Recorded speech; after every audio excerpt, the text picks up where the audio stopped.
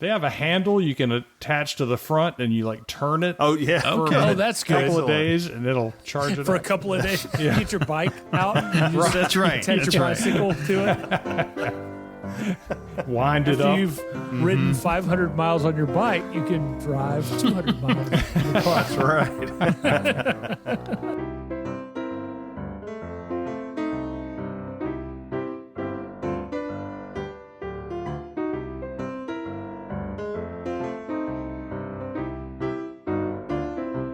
Hey, everybody. It's the Williams Brothers Podcast. I'm Gar. I'm Steven. I'm Neil. I'm Shaler. Today we're And- talking about Cars. cars. Booze. Well, Sorry. Cars. yeah, cars. Yeah. We called an audible and had a What? quick We're change not of talking plans. about booze? Not booze and cars, but No. just No, cars. Yeah. not at the Drink- same time. Drinking not at the booze same and time. talking about cars. Right, drinking Okay. booze and talking about cars. Yeah. So, did you guys sell the Jeep, Shaler? Yeah, no, we were, but Mina can't find it in her heart to part with the Jeep. She was actually, we were talking about it, and she said we were cleaning the car, and I could tell she was a little upset, and that kind of thing. And she said, this was the first car I bought when I came to the United States. Oh, And And and it's I a thought, Jeep. and it's a Yeah. Jeep. And she's like, and how many people can say they still have their first car? And I'm like, that's a good point. Dad had that Jeep for so long, and there is a little bit of a something there for me that wants me to keep it as well. So, but anyway. Yeah, I think So, I would have yes, shed a little tear over that one if that had gone, just because that's I what know. Dad used to drive to the sailboat and back. And Right. Yeah. Just kept that. I think he was probably happiest in a car that barely ran, and the air conditioner doesn't work on it. And, Not a lot of stress. right. Yeah, I don't know why, but he like in your always- face, all you people that paid $50,000 for a car, in your face. Exactly.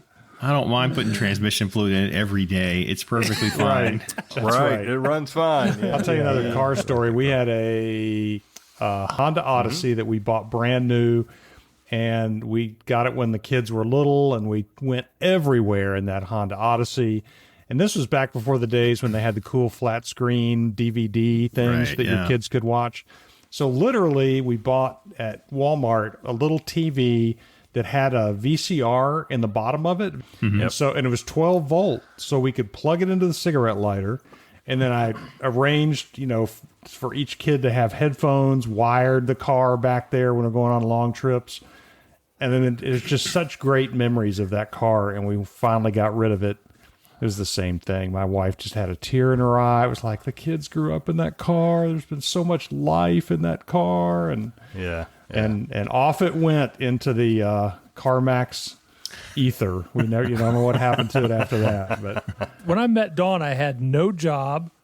I lived with a friend of mine in his spare bedroom. The car died, and a relative of ours happened to pick that New Year's Eve to give everyone $5,000 for tax purposes. And Dawn, I barely knew her. I knew her for 2 weeks, and we went car shopping and found the PT Cruiser at this place where first we were going to drive the Bug, but the Bug overheated while it was waiting for us to show up and literally blew up, like the radiator blew up.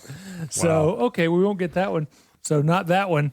But then the PT Cruiser, I was like, this feels like a Bug. It kind of feels like a Bug with the shift and everything, and Dawn helped pick it out. She was like, I have a good feeling about this car. It was a terrible car, but we had a good time in it. We did a lot of stuff, but it was pretty fun to drive it, and sad, just so sad to let it go, even though it was kind of a piece of junk. But there's a lot of karma behind that car. I'm surprised you Yeah. got rid of it, because it's kind of like, oh my gosh, if we get rid of this car, what else is going to happen? that was the thing about the PT Cruiser. I bought it from a place that helped people who were getting out of jail. And it was a ministry. So I thought, well, this will be great. I'll help them. I'll get a car.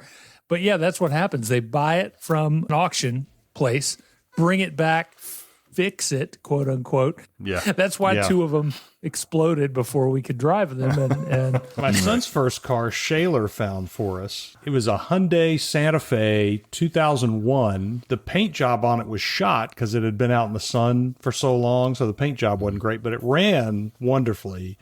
Inside was, good enough for a first car.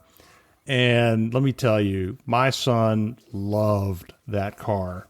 And it was big enough he could put his tuba in the back and go anywhere, or pile all of his friends in the car and they could go do whatever.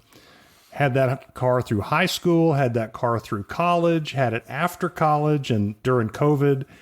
And then it was the same kind of thing. It was $1,200 here and $800 there. And finally it got to the point that there was some sort of a major fix that needed to happen. And I had to have a long talk with him and say, I think that car's time is past. And it was sad for him because the tow truck actually came to our driveway and hooked it up and drove it off down the street. And you could just tell it was killing him. Yeah. yeah, watching Very it sad. drive off. Yeah.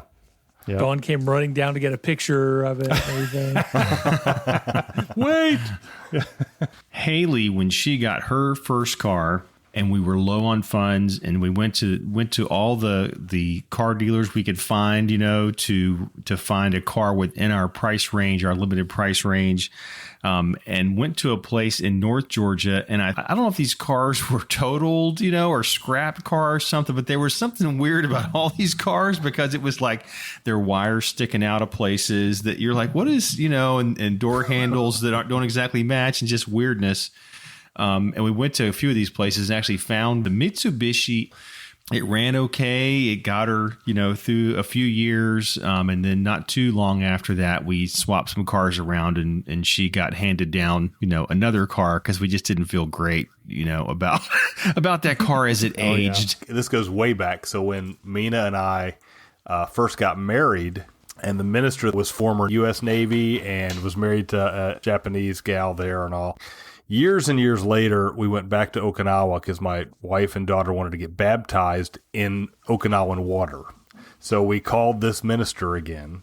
But while we were there, he said, my daughter is going to be going to school at Embry-Riddle University, and I know y'all live that way, so can y'all kind of, help her out if she needs it or whatever? Absolutely. Sure. No problem.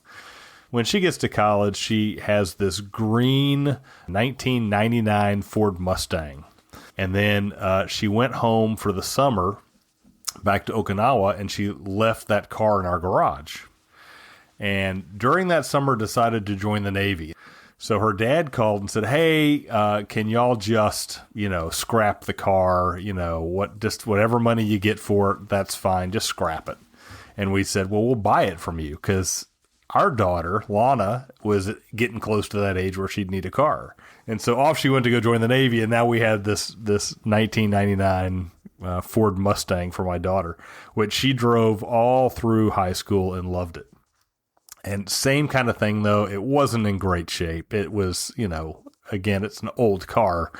So we ended up getting Lana a newer car before she goes off to college. We reached out to the minister's daughter and just said, hey, just so you know, we're going to be selling this Ford Mustang. And she said, really? My boyfriend's sister who lives in Texas would love to have it. And we said, no problem. We'd love to sell it to him. So we sold it for, a few $100s or whatever it was. And he had it shipped back to Texas. So it's still kind of in the family running around. Wow. And it's really a neat, a neat car. So, and I think they're getting married this September, she and her boyfriend, or fiance now, I guess. So we may get a chance to see that car again in Texas, but we'll see. My son called me from college one day and he said, my car won't start. And so we're talking about it. And I said, okay, open the hood and look around. Let's take some pictures, because it wouldn't even, nothing. It was just completely dead. And what had happened was that, the battery terminal connectors. So you've got the wires that go to the battery, and it's got those big metal connectors that go onto the post. Well, the wire had broken off of one of those connectors. Wow. And it was just sitting on the battery. And so And you know what's interesting through all this too is I didn't realize how much or how little our kids know about how to fix a car, because we all kind of grew up having to, it was just a necessity, right? Fix it, yeah. The had to Volkswagen, yeah. figure out how to fix the car. Yeah. But like changing a battery or jumping a battery or changing a tire is just somewhat foreign. So anyway, I said, okay, here's the deal. And he's got kind of an analytical mind, right? So I said, the only thing that battery is used for is to turn the starter motor over to start the car. Once the car is started, the alternator takes over and it'll be great and you can drive it. So do this. Do you have any string in the car? And he said, and he went and he found some. And I said, if you can tie, because there was a little wire hanging out. Yeah. I said, if you can like tie that wire back onto that clamp that's on the post, just so it's got a good enough connection to start the car, that's all you got to do. And then you can drive it to Pep Boys and they can take care of it. So he's talking through doing it and everything. And then he's sitting in the car and he goes, okay, here goes. Boom, started right up. He's like, yes, we're good. So anyway, he drove it off to Pep Boys and he got the new connectors on there. The two new connectors were like the best thing on the whole car. I mean, you look at those, it's like the rest of the car is old and kind of shot, and you have these beautiful battery connectors. But yeah, it worked. It worked.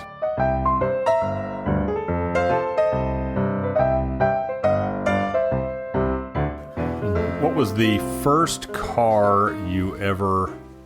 This is a tough question because I almost want to say the first car you ever drove, but I think we all drove the same first car. I think we all drove that Volkswagen Squareback. Squareback. Yeah. Awesome car. Stick shift, four on the floor. We all learned on that one. Yep. And Dad, I feel like Dad learned on that one too, because when he and Mr. Lindsay rebuilt the car, remember they rebuilt the engine in the garage. Yeah, it took a while, I think, and I don't understand what they were doing with the steering wheel when they popped the cap off the steering wheel.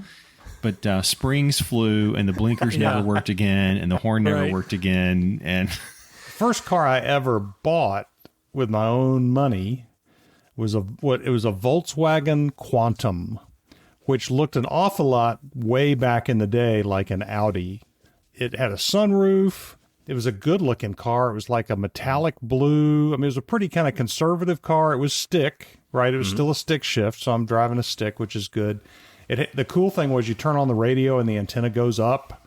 Right. And then you turn off the radio and it retracts. So that was pretty cool. Very fancy. Yeah. And then we got rid of it. That was an old diesel too, wasn't it? It was a diesel. That's right. That's right. Yeah, it was a diesel. It was great.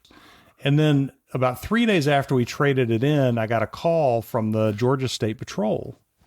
And they said, do you own a Volkswagen Quantum? And the year and all that jazz. And I said, well, is it like a blue color? And they said, well, it's kind of a flame color right now. It was on fire on the side of Lions Parkway.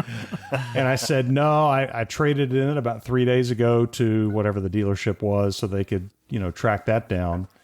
I'm guessing somebody bought it and realized what a piece of junk it was and just set it on fire and walked away from it. Yeah. That was my first. My first car that I purchased myself, I went to the Piggly Wiggly and bought it from Mr. Grothier. And so it was a 1970 Volkswagen Bug, I think. I haggled. I was so excited because he wanted to sell it for $1,500 and I bought it for $1,200. Nice. So I felt pretty good about that. And I drove Neil off to the Navy in it. And then I drove it off to Greensboro when I went off to college there. And I think like 2 years or a year and a half later, I was driving through the snow. It was really fun to drive in the snow once I figured out how to do it. And so going through snow was like driving a boat. So you basically, the front wheels were like rudders, and they would just turn the front wherever you wanted to go. And the back was heavy and, had the tires and everything. So had the drive. And I remember once actually 2 or 3 times I broke the clutch cable on it. And all you'd have to do is get it in first and turn the key and it would start moving. It would just the starter motor would start it rolling. And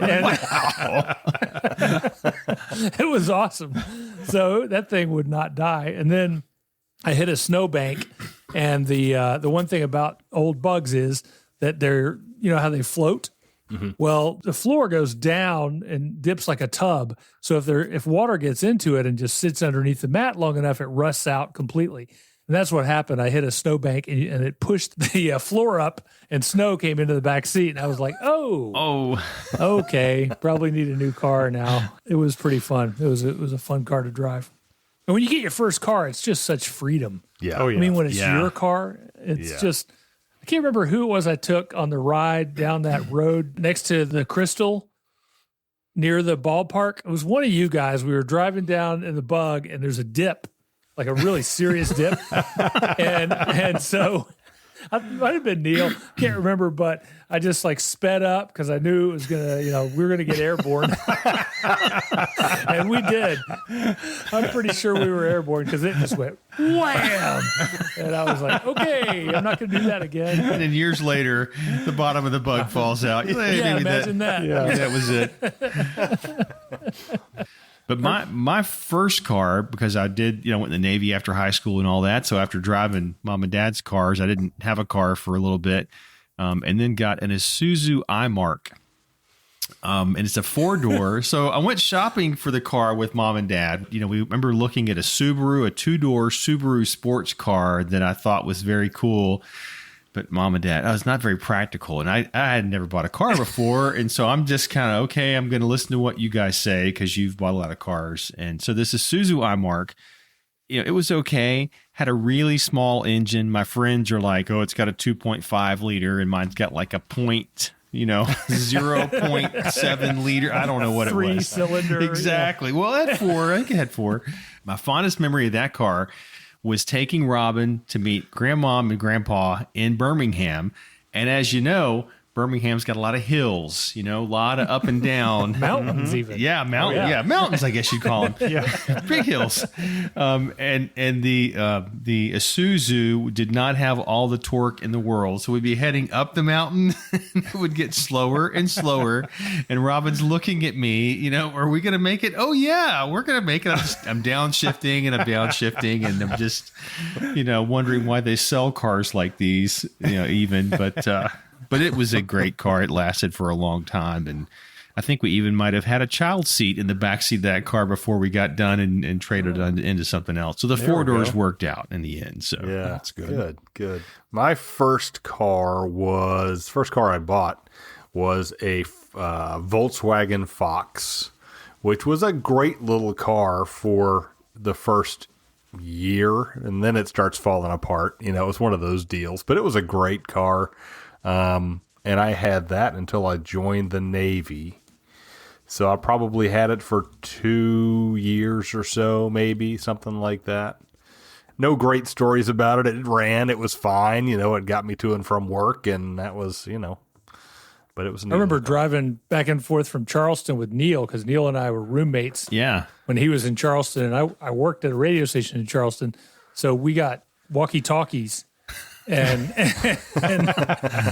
we both drove separately, but we'd stay close to each other so we could talk on the walkie-talkie. It was pretty fun little headset walkie-talkie. Yeah, I don't know what the allure was at the time. No cell phones. Maybe that was it. But Right, that was it. cool. Yeah, that was fun. Yeah, there was no cell phone. So yeah, if you wanted somebody to talk to on that ride, the only way to do it was to have a 2-way walkie-talkie. Yeah, very cool. Yeah. And we would fly like 60 miles an hour. It wasn't really that fast, but it really felt like we were really, flying to Savannah. Yeah. It was pretty funny. I got a car for my daughter, and boy, that was an adventure. So she wanted a Honda Civic, and she was very particular about, this is what I want in it, all this sort of thing. And so we're looking for that, but we're looking for one too that's used and is a good car, but reasonably priced and all that. And we find one, and we're living in Orlando. We find one in Savannah, of all places. So we get there first thing in the morning, drove the rental car up there, and when we get there, we notice somebody else looking at the car. And I'm like, oh, this is not going to be good. So we find the sales guy we've been talking to, and he's in there, and he's starting to get us to sign papers and everything, and someone bought it out from underneath us. Wow. And my daughter was just heartbroken. And I'm like, I can't believe this is happening. Must be a reason, but I just can't believe this is happening. Yeah. So it was a very sad 5-hour drive back to Orlando. Yeah, especially after driving all the way up for that car. And then But the good news is we did find one, and Good. she still drives it. I mean, this was a high school car, so she's had this car for over 10 years, and it's just driven her everywhere. And there was one point too where something was wrong with the engine, and they said, this is a manufacturer's defect. We're going to give you a brand new engine. Wow. In this car that has over 100,000 miles on it, she got a brand new engine, right? Wow. So, yeah. Oh, yeah. That was up in Atlanta. And then she's up in Atlanta and she's driving around for work. And there's like this storm. Literally, a tree falls on the car to the point where she's trapped in the car, right? So she calls 911. I mean, after they secured the area, she literally had to open up the door, the one door she could open, and crawl on her hands and knees in her work clothes underneath the tree to get out of it. Wow. Long story short, the car was repaired, and she's continuing to drive it today. Oh, yeah. Oh, yeah. That's a That's keeper. great.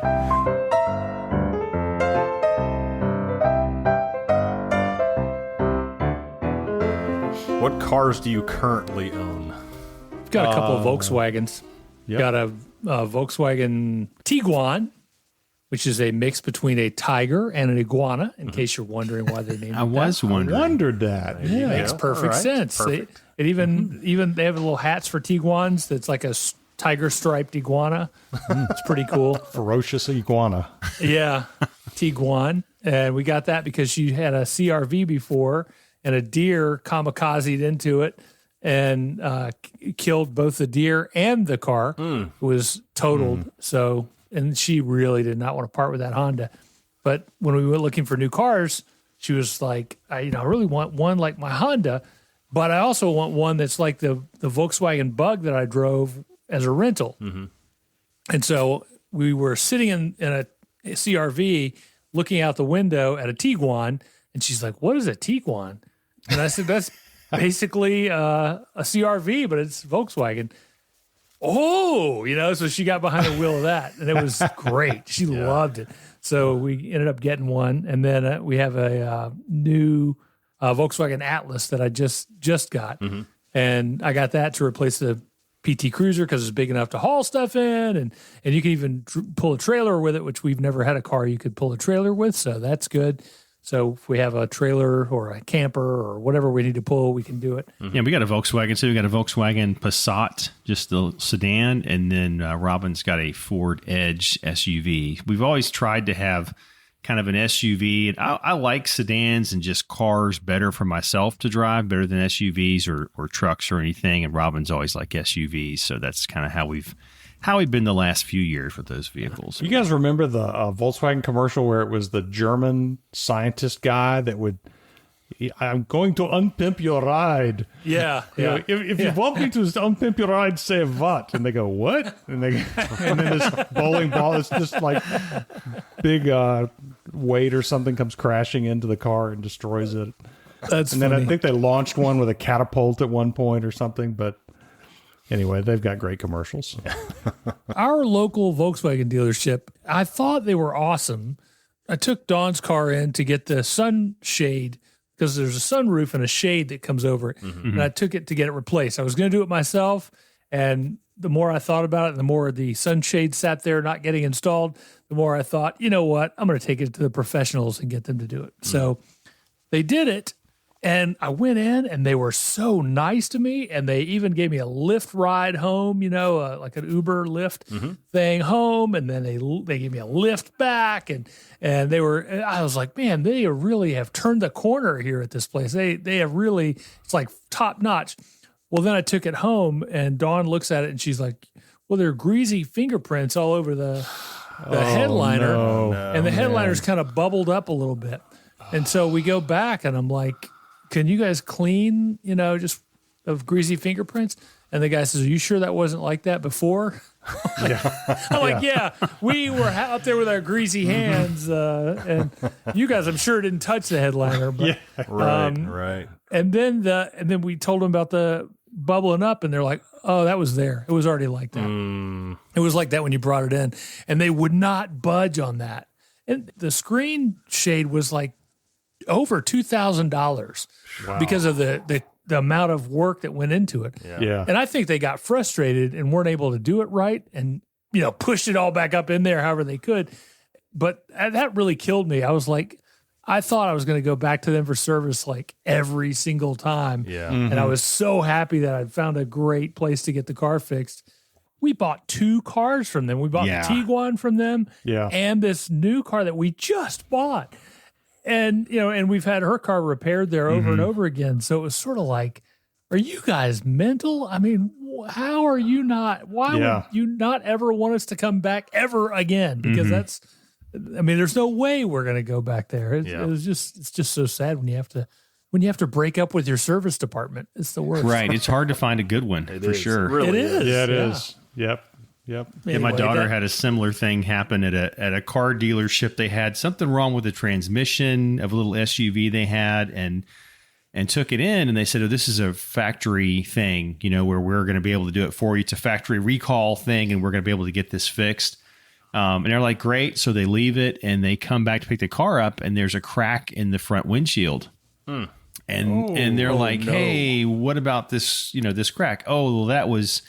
That was probably there, and you probably had a little crack, and it became a big crack because of temperature. And they did their best to talk, my daughter and her husband into, "Oh, this is your problem and not our problem." And there's something great about when you're young and you don't have a lot of resources. So it's like, look, we can't fix this windshield, so we're going to stand our ground, Yeah. Right. And they did, and they did the whole pressure thing, and finally the service manager just got mad and said, "Fine, we'll fix it," and they ended up putting a new windshield in the car for him. So that was a huge win for them, and it's a great lesson too, I think, especially when you're young and you have to deal with these things, that you can win, sometimes if you stand your ground. So we've got an Acura RDX that Elizabeth's driving right now, which we're super happy with. Good car, good to get on the road, very comfortable and all that. Had it a couple of years. And then my car is one that I bought in 2007, 2008. And it's a 2005 Honda Accord. And this was one that back then I said, okay, I've had an Accord before. I really liked it. And I wanted more of a sedan and leather seats and sunroof and all the bells and whistles for what a 2005 car had. And now I'm within 400 miles of 200,000 now. And it runs great. Had very few problems with it, except the leather seats are cracking like crazy just because it spent so much time out in the sun. It's in the garage now. But I just can't bring myself to buy another car right now because I work from home. I'm not driving to the office every day. I'm putting so few miles on it that it may take me a month or a month and a half to break 200,000. Yeah. But it's been a great car. It's been great. 6-cylinder, got a lot of pickup. I mean, I can give a Tesla a run for their money. So that makes me feel good. What if you could find new seats for it? I was thinking the same thing. I mean, if that's all that's wrong, I bet you could. What I That'd be don't super know cool. is if I want to invest more money in a car Right. with 200,000 miles. Yeah. I mean, maybe it'll go 400, right? Yeah. But I don't know. That's a good question though, because it's either that or a car payment. Right. Yeah. Right. When the PT Cruiser died, I was planning on just keeping that forever. Yeah. And so this car I've got now, brand new, it's going to be the last car I ever drive because there's no way I'll ever wear it out. I hardly ever drive except for long trips, but that's about it. Coming to Orlando. And the gas mileage is not great either. So I have a feeling at some point I'm going to trade it in for an electric bus. There you ID go. Buzz. Yeah. I really There you want one of go. those. That would be That's super good. cool. Yeah. It's got some range. The ID Buzz is like 300 miles or something. Shayla, what kind of cars do you have? Did you tell us? Oh, no. I have a 2012 Kia Sorento, which is like the SUV. I guess they still have them. But I have a 2012. It's got 187,000 miles or something. And then I told you about the Jeep, which we still have, which we were going to give away, but I think we're going to keep that. And then Mina's new car is a Kia Sportage. It's a 2021, so it's pretty new. We love our Kias, so they're. I was really going to say, good cars. you've been a Kia guy for a while. Yeah, we had the Kia Sedona was the van that we had.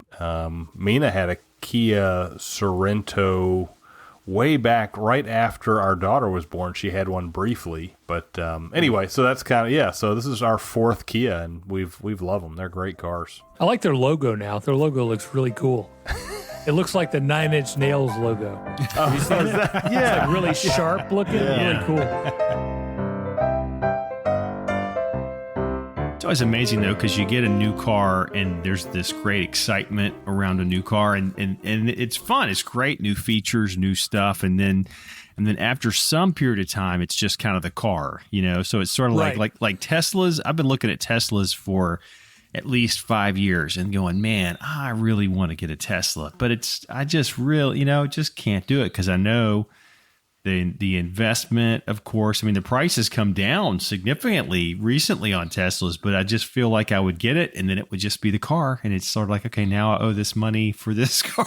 Right. It's just the car. Yeah. So I'm going to wait. I drove through that parking lot a few times, the Tesla parking lot when I was looking for cars. Yeah. And I was like, nah, I wasn't ready to go electric yet. I'm not 100% sure about having to stop and charge. Yeah. Range anxiety. That's what they call right. it. Yeah. That's what Range it is. anxiety. Yeah. You can always fill up the tank, but Right. having to charge it takes some time. So I Yes. worry more about having a Tesla in Florida because it just takes one hurricane to knock the power out for a few days, and you can't even Then you charge can't your car. go anywhere. I know. I mean, Yeah. didn't even think about Yeah. that. So that's You got to get some solar panels or something. Right. Generator. Like I know. It's the solar Tesla panel power garage. wall. Yeah. Yeah. Yep. They have a handle you can attach to the front, and you turn it. Oh yeah. Okay. Oh, that's a couple good. of days, and it'll charge it For a up. couple of days, you get your bike out. And you just That's right. attach That's your right. bicycle to it. Wind it After up. you've ridden 500 miles on your bike, you can drive 200 miles in the car. That's right. I remember reading that when they had hurricanes in Florida, maybe it was last year, and everybody was evacuating, Tesla pushed out whatever patch or whatever they do to take off the range limit off the cars to give the batteries more capacity, because the batteries reserve a certain amount of capacity so the battery lasts longer, like it never charges all the way. There's this extra capacity that's sitting there, and just to make it easier for people to get out of town and those kind of things, they lifted that cap, which I thought that's just amazing and scary that you can do that to a car that you own. Yeah. That was Fort And also Myers. kinda That was like- that whole Fort Myers hurricane. Oh, that yeah? Yeah. Okay. came through. Yeah. I was watching something where they said that the fire department down there was having to undergo special training to learn how to put out the fires in an electric car because you can dump endless amounts of water on one of those things and it just keeps on going. I mean, just lots of flames, and just have to let it burn itself out. Yeah. Yeah. And I wondered too about owning a Tesla, so you're making payments and you get behind on the payments and the car is parked in the driveway. Do they just, It just drive drives it itself home. back to the dealership, like the repo, just, Yeah. Auto repo. It drives itself. yeah, it's gone. It just left. You got to think that's what's going to eventually happen, right? I mean, Or you it can can't drive start itself. it. Yeah. It's not going to keep itself in your driveway. It's going to drive Yeah. home. Yep. Or you irritate the wrong politician at some point, Yeah. and all these cars don't. You just have to wonder when everything's hooked to the internet. What Yeah. My happens. sister-in-law told me that there's a cutoff switch that Biden has put in every car. Oh, yeah. And I looked it up, and it's real that there really is a cutoff What? switch. What are you talking about? there's a switch that they can use to cut your car off, basically, if they need to. I don't know who would use it. I think it's for security, like if somebody steals your car, to enable you to turn it off, or law enforcement to turn the car off so that it can't be driven. But she was under the impression that the U.S. government would be shutting your car down if they felt like they needed to. So it's all possible. Could be. I'd like to think that's not what would happen, but Right. Those COVID vaccines, they put the trackers in all of us that remember. Elon Musk was tracking us with I all the remember. Starlink satellites. wait, Yep. I thought it was Bill Gates. I thought Bill Gates He's did that. they're all I'm sure they're good. Pentaveret. It's the Pentaveret. That's right. Exactly. Now they can turn your car off and turn off your Netflix at the same time. It'll be the Chinese. You just got to wonder. Yeah, though. right. The Chinese will hack it. Then all our cars will be off. That's right. And it'll be the biggest ransomware ever in Right. history. You plug the your world. you plug your phone into the car, and now TikTok's on your phone. So now it's all Exactly. it's all over. So I was a little worried. I'm looking back through the podcast episodes that we've already done, because I'm like, we've talked about cars before, but I think that was the Not- original Yes. 9 podcast. Oh, okay. yes, that's the one that's available for the Patreon users only. Right. And Yes. full disclosure, today's topic was going to be alcohol. So I'm like halfway through a pretty heavy Yeah, pour. I'm doing okay right now. too. I wrapped Yeah, up my beer yeah. over here, so Okay. So, All right. so we What have are to you do that drinking there, again. Steve? What flavor? This is a Blade and Bow bourbon. Ooh, It's a good one. It's poured at around, I guess around 5:30 in anticipation, or no, 6:30 in Yeah. anticipation of our podcast. So it's good stuff from Kentucky, Louisville, Kentucky. There we go. Louisville. All right. yeah. Good old Louisville, just right down the street from right. LaGrange. Speaking of which, I have a nice quote on my glass here Uh-oh. from Andrew Jackson, who said, "I have never met a Kentuckian who didn't have a gun, a pack of cards, and a jug of whiskey." There we go. So that'll tell you all about Kentucky. Sounds right like now. our family. Sounds like Yep. the family history right there. I don't That's know it about right the there. cards, All you but need the to whiskey know. and the guns were way into it. So, Yeah, maybe a couple of jugs whiskey. in place of the cards.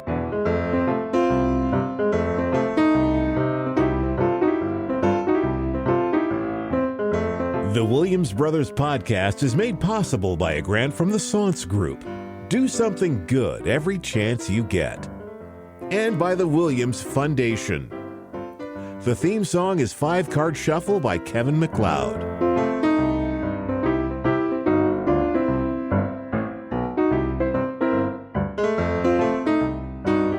Hey, shout out to our good friend who I think we all worked with, Debbie Bolton, who worked in Savannah for a lot of years in radio and went to University of Auburn, class act all the way, and we got word she recently passed away. So all the best to her family, and Debbie, you were awesome. Miss I you. think we all worked with her at different stations, but yeah. Yeah, KBX. I think wasn't she at KBX? She was. News director when I Yeah. first met her in And high school. Yeah. I-95 too. Yep. and WWSA eventually. Yeah. Yep. Was there a Yeah. station in Savannah you did not work at? I did. Let me think. I didn't work at the station at the group that's now owned by Dick Broadcasting.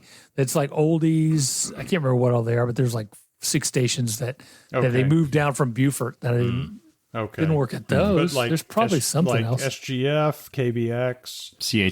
Z102. Yeah.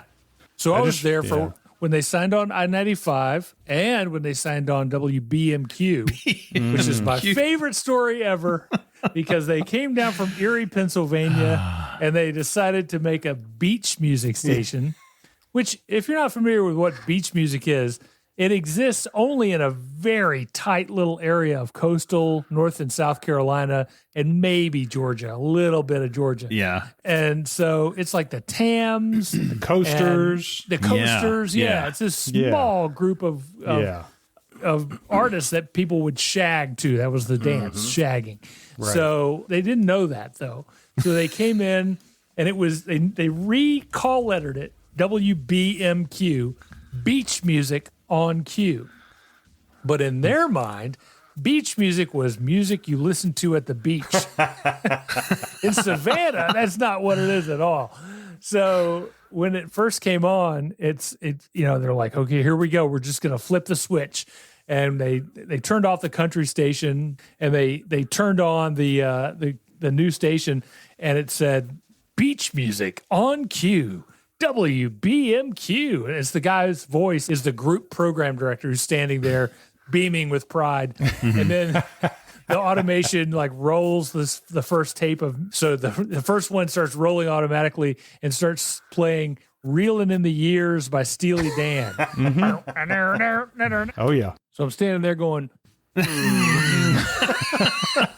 what? This is great. Sounds great. This is great. And I'm like, I don't think that's really what people are going to expect when they hear beach music.